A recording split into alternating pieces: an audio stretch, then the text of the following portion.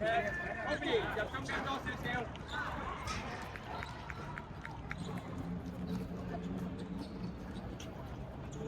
嗰邊打中間得啦。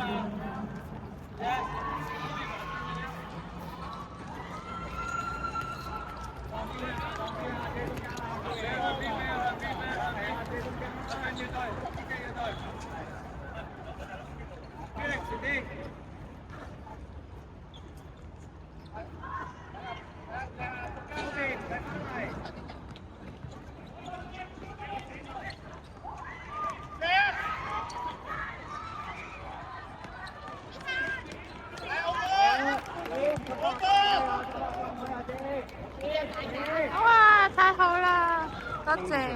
OK， 我識。呢個好，呢個因為好夾。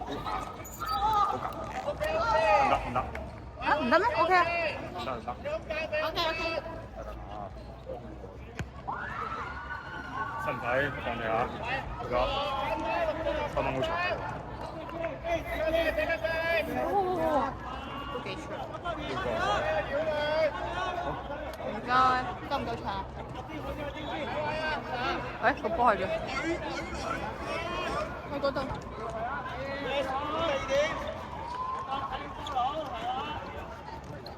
得唔得？等佢哋下一個波先，等佢哋下一個波先，等佢哋下一個波先咯。唔急㗎，都唔攰。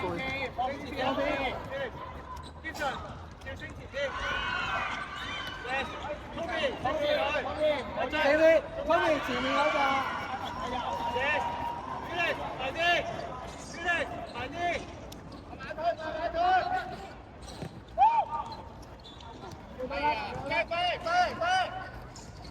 喂，記得，喂，有冇夠？咁得唔得？要買啲啊！逼啊！開得啦！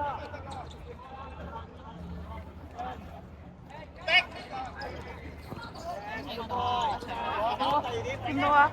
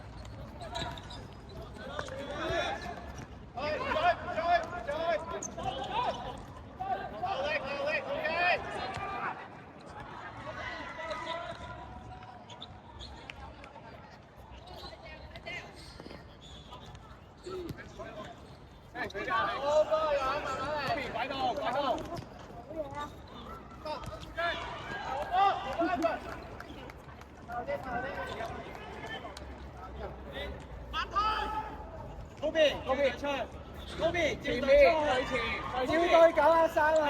照對8號，啱得啦。啱埋睇6個，Felix 係咪？係啊，俾啲壓力，係俾啲壓力，唔緊要。好波，OK。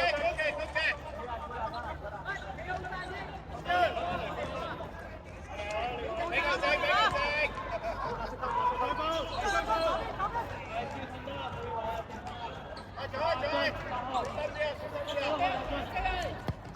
睇射啊！前邊。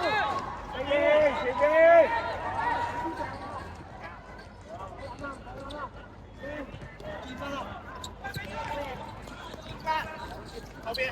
喂！繼續，球定冇差，繼續。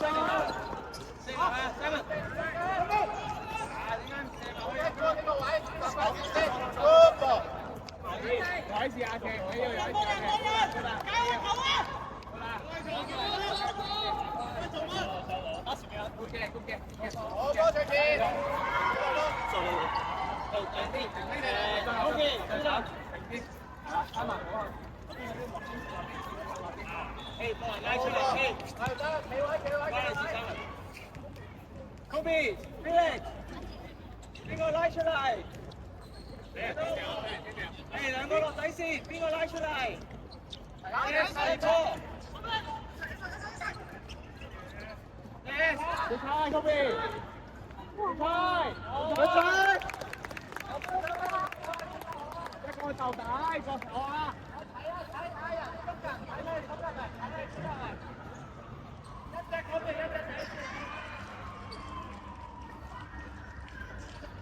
誒，多啲人入禁區。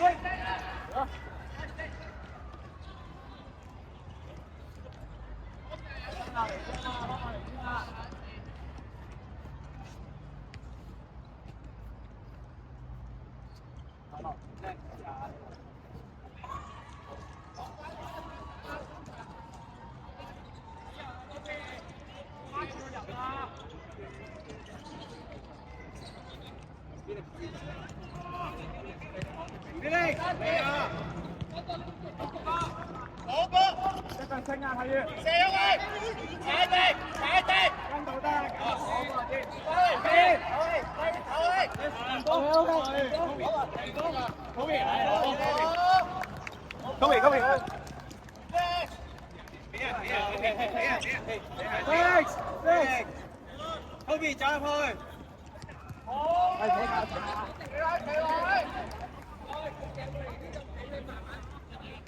Kobe 練波嗰樣嘢啊 ！Felix 喺佢後邊。走咗位先。走啊！咩有啊？喺幾多位？少雞啫。好波斷射。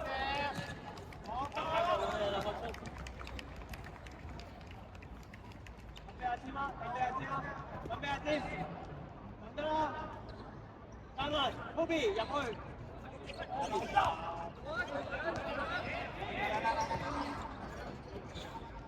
Yes，呢邊食到。好，good 嘅，Felix hold 住都得。好波準備。正走落去。好波。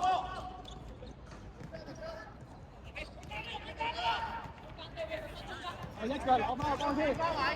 Kobe 再出嚟啊！要小心啲。邊個近佢？好啦，走啦。喂，換人。頭仔換人。啊 ，Felix， Kobe，出嚟先。出嚟 ，Felix。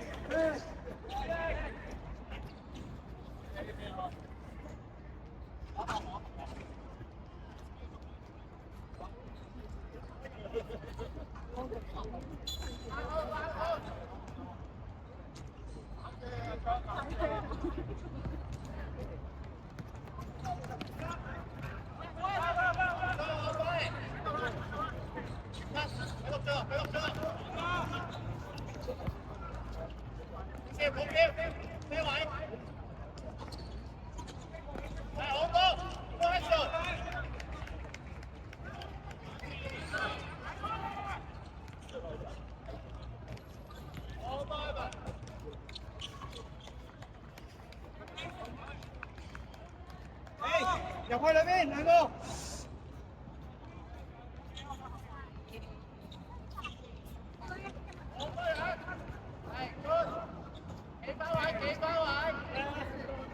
靚仔波嚟啊，Jim！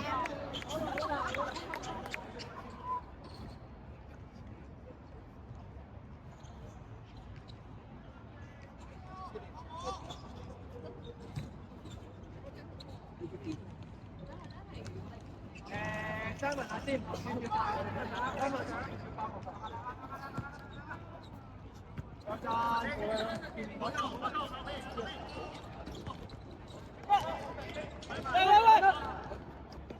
幫佢啊！喂。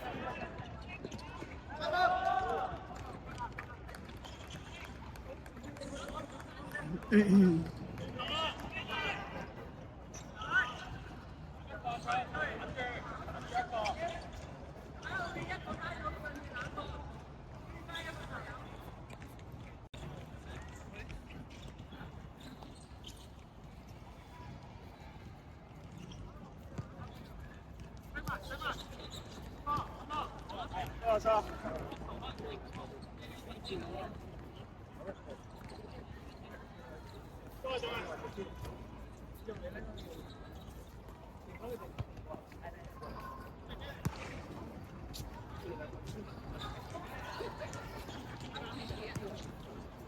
落去啊！晒咯，計咯，係啊，定出嚟㗎。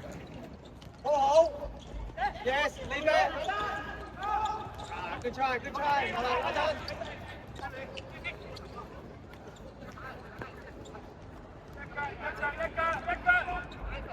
簡單就走得啦，簡單就走得啦，嘢。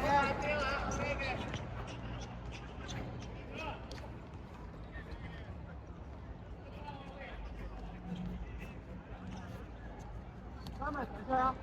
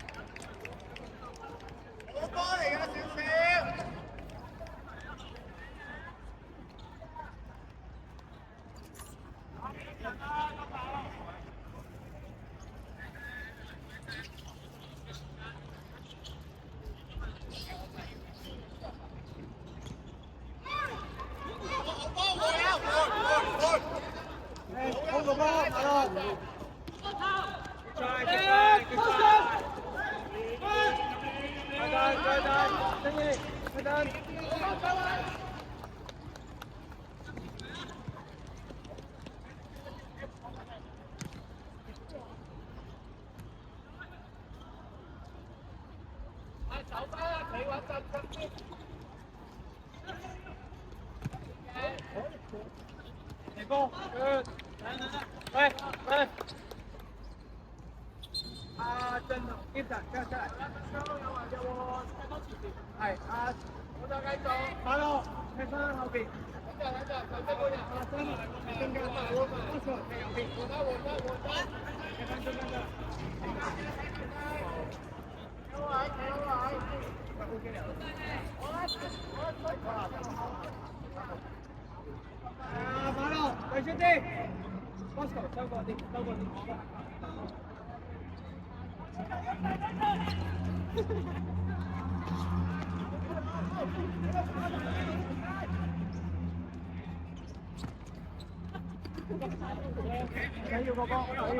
唔要幫，得住啦，講佢。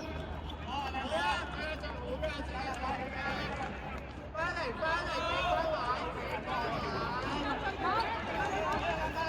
走。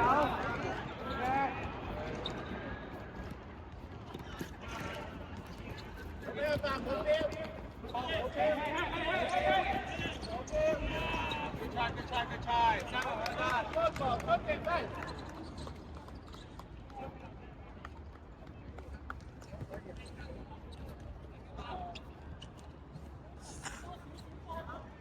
打咯，升上去。阿 Bosco 唔使見佢打佢先。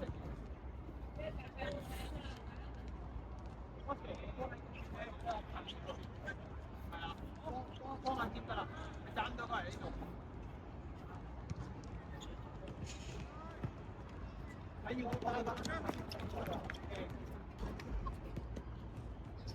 上少少，up 啲。收後啲。阿 Kobe 上陣。上去。阿 Simon 上陣。後邊。自己一打一。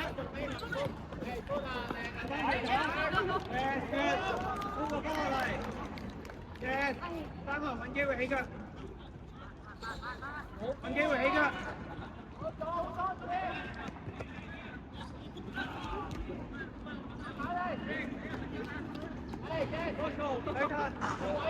睇三分，三分。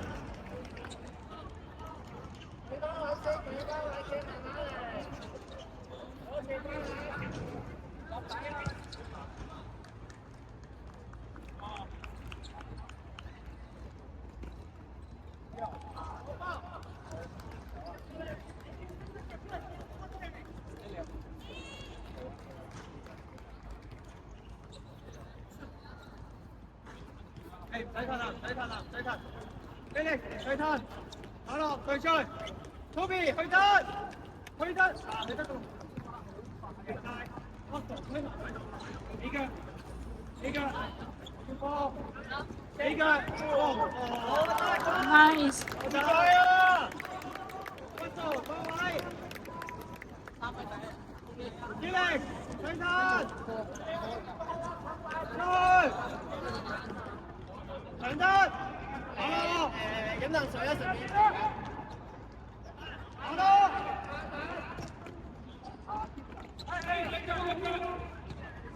個波啊先，你射波。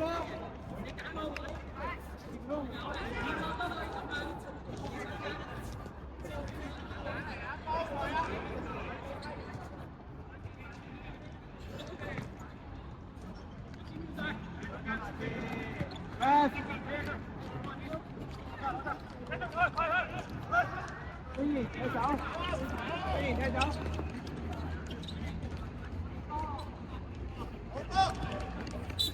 可以，再走啊！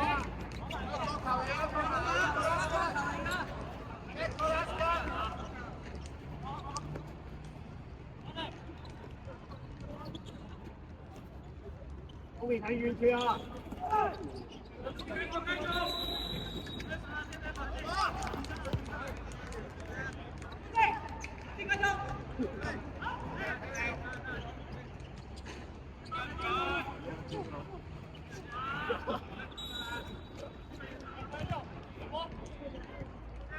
嚟啊先，玩嘢咧，先，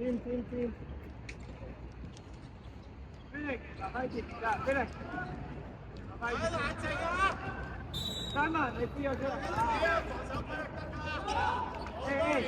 踢到，快啲踢，踢到，快啲踢。唔使執波先嘅，有波係執波先。竟然自己踢波大啊！誒兩個近啲，又咁遠，好易入啲中間。好，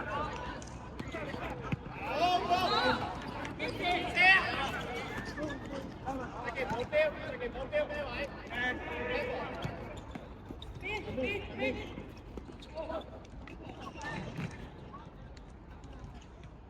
手巴幾包位？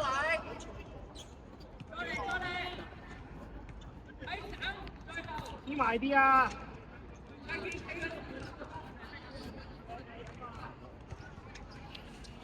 唔使諗啦。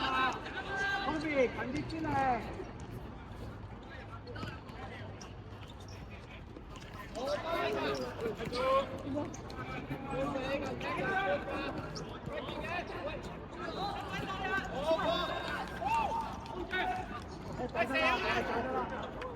簡單，唔使呼喝。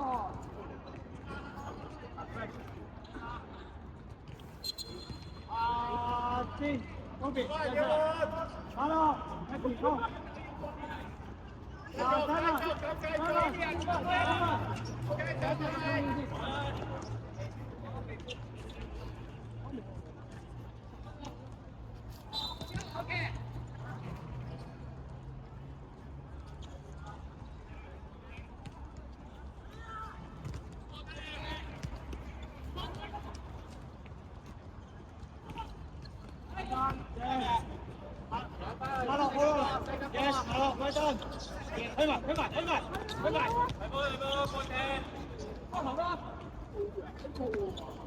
繼續，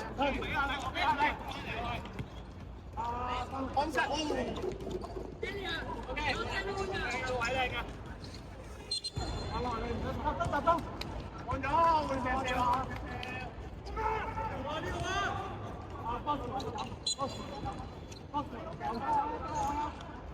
阿俊，好了，同学，好，good，再嚟一樣，好了，你先，抌俾佢得啦，好，yes， hold住得啦，啊，得嘅，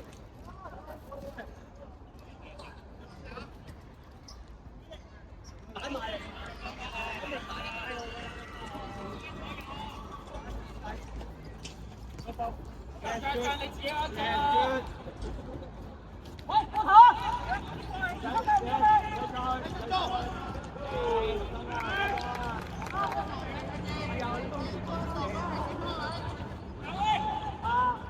唔使開始，打落做第一點。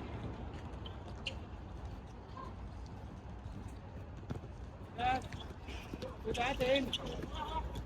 好，傳啦！你急住傳啦，攞好大個位先。攞咗先。阿東跑嚟呢度。白色。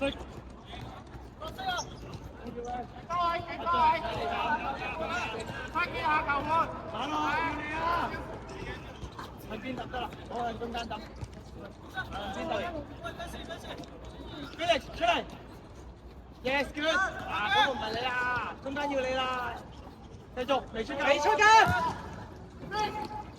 起腳，好波，大波，你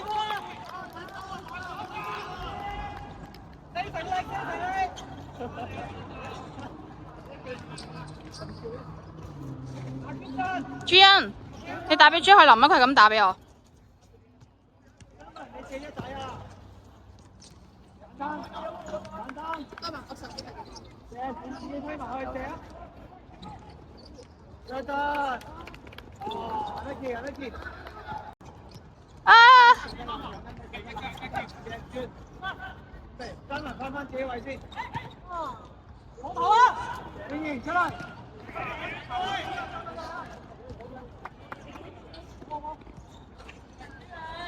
咁馬落，啊 Felix， 等啲馬落，控制得啦，空俾 Felix， 空俾其他隊友，呢個馬打得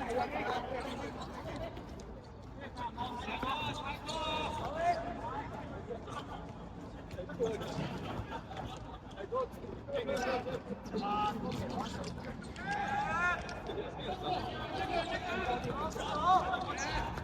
！Yes， 對方。你犯規，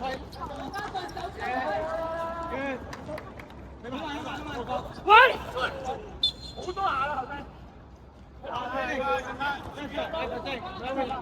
好多人喺度，佢因為人多嘅。喂，你再落入中間。我話你入中間。我話你入中間。Lucky， 你喺邊啊？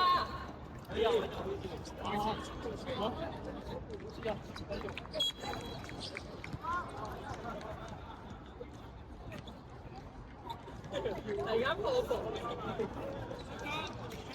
阿俊，呢隻，打去搶得。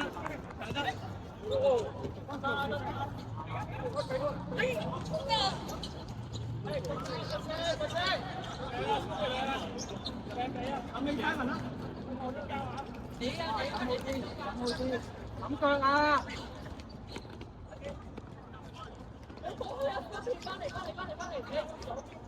阿俊，飛上喺度好。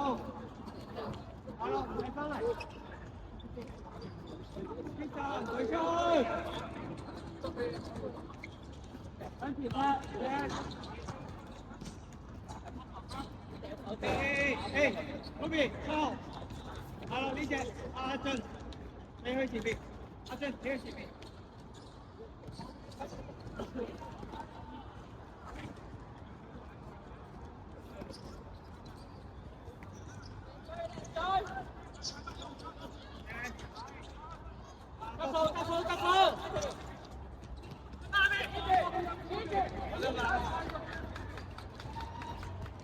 傳好啲啊！馬路唔親。啊，嗰邊唔親。